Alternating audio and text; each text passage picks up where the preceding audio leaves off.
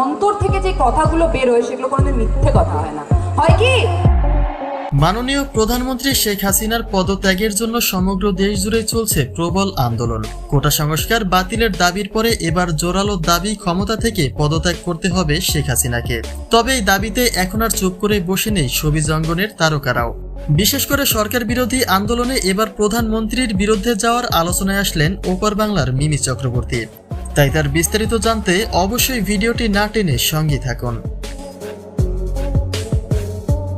বাংলাদেশের হয়ে শুধুমাত্র একটি ছবিতেই কাজ করেছেন টলিউড কন্যা মিমি চক্রবর্তী, কিন্তু সাকিবের সঙ্গে একটি মাত্র কাজ করলেও তার আলোচনা এখন আর শুধুমাত্র পর্দার মাঝেই সীমাবদ্ধ নেই। তার বাইরেও নানাবিধি কথা বলছেন এই নায়িকা।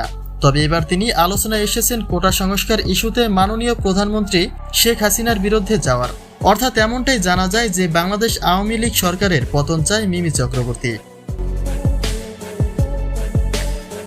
সরকার বিরোধী আন্দোলনে শোবিজ অঙ্গনের একাধিক তারকার দেখা মিলছে। পরিমণি, সিয়াম, ছোট পর্দার জনপ্রিয় অভিনেতা মোশাররফ করিমকেও এই আন্দোলনের সঙ্গে যুক্ত হতে দেখা গেছে। এক কথায়, পুলিশ কেন নিরস্ত্র ছাত্রের বুকে গুলি চালায় সেই কৈফিয়ত কেন দিলেন না মাননীয় প্রধানমন্ত্রী শেখ হাসিনা, যে কারণে সাধারণ নাগরিকের পক্ষ থেকে স্বৈরাচারী নেত্রীর খেতাব প্রদান করা হয়েছে। সমগ্র দেশ জুড়ে আন্দোলনের একটাই দাবি, শেখ হাসিনার পতন চাই। তবে একটা বিষয় লক্ষ্য করা যায়, এই একটা ইস্যুকে কেন্দ্র করে যে যার মন গড়া কথাগুলিও প্রকাশ করছে, অর্থাৎ যে কোনো সাক্ষ্য প্রমাণ ছাড়াই যে কোনো তথ্য প্রদান করছে।